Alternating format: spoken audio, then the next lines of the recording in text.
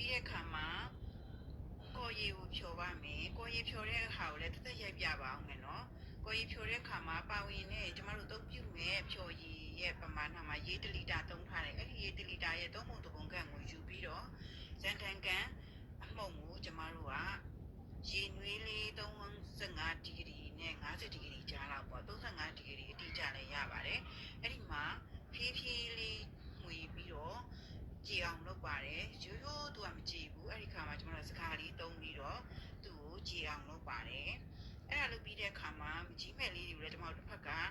ကြိုထားပါတယ်မကြီးမဲ့ကိုနိုးအောင်ပြုတ်ထားပါတယ်ပြုတ်ပြီးတဲ့အခါမှာမိဖို့ဘဝချပြီးတော့စကားနဲ့ကျမတို့တိုက်ထားပါတယ်လုပ်ငန်းစဉ်လေးတွေကိုဒီအပိုင်းမှာကျမတိချပြောမယ်နော်ဒီအပိုင်းလေးမှာလေနောက်တစ်ခါနှစ်တိုက်လို့ရတဲ့မကြီးတိပက်ကလေးတွေကိုလည်းတစ်ချိန်နဲ့မဟုတ်ဘူးနောက်သူတို့ရဲ့မကြီးရည်နဲ့ကြံတဲ့ရေကြံတာနဲ့ရောပြီးတော့နှစ်ဖက်ကြံတာနဲ့ရောပြီးတော့နောက်ထပ်တစ်ခါပြန်ပြီးတော့တည်တယ်ရေတစ်ပွက်နှစ်ပွက်ဆိုတဲ့အထိတည်တယ်ပေါ့ပြီးတဲ့အခါအကုန်လုံးကိုအနှစ်တိုက်ပြီးတော့သူမကြီးသားမှလုံးဝပေါ့နော်မကြီးသေးမှလုံးဝမကြီးသားမကြံအောင်ကျမတို့ကပြုတ်လူအောင်ပြုတ်ပြီးတော့နှစ်တိုက်ပြီးတဲ့သဘောပါအဲ့ဒါလေးကိုဗီဒီယိုမှာတေချာပြပါမယ်နောက်အားလုံးကြည်သွားတဲ့အခါမှာအားလုံးပြီးသွားတဲ့အခါမှာရေကိုကျမတို့ကတည်ပါတယ်ပြီးရင်တကြားတွေစီစားတွေကိုထည့်ပြီးတော့ကျမတို့စူအောင်တည်ပါတယ်